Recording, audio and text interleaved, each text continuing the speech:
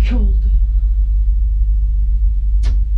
Görəsən həmin pulları 13-cü qəbrin altına qoya bildi.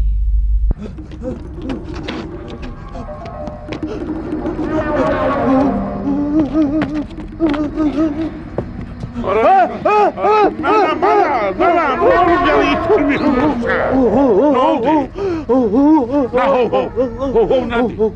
Ne oldu?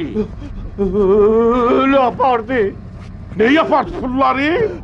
Sen ne danıştın ha? Nece pullar yapardı? Ağlı daş görün pullar hani? Pulları apardım koydum kabrin altına. Kefenle bürünmüş. Öyle yapardı. Ana öyle kefene ölü bürünler de pullar yapardı sen. Sen Öyle ne danıştın yapardı. ha? Neciyen öyle yapardı? Öyle şey olabilir ki öyle yaparsın. Ya olabilmez. Pullar hara gitti. Öyle. Vay. Yapardı. Önümüz yıkıldı. Önümüz yıkıldı. Pullar gitse hiçbir şey. Kaynana geri kaydırmayacak. Vay senin. Eyvallah diksin. Bu işin ahırı nece olacak? Ay. Siz geldi. Gelen var. Gelen var. Gelen var. Gel bir yana. Gelen var. Gel bir yana gizle.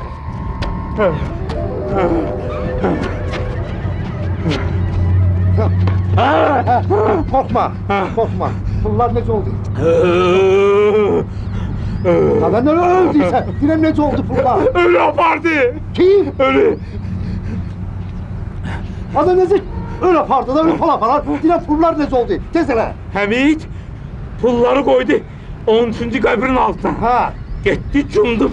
Kabre gelip pulu götürende gördüm başımın üstünde ölü kefende diye. Sonra nece oldu? Sonra kaçtım korkudan. Anam! Profesyonel! O ölü değildi.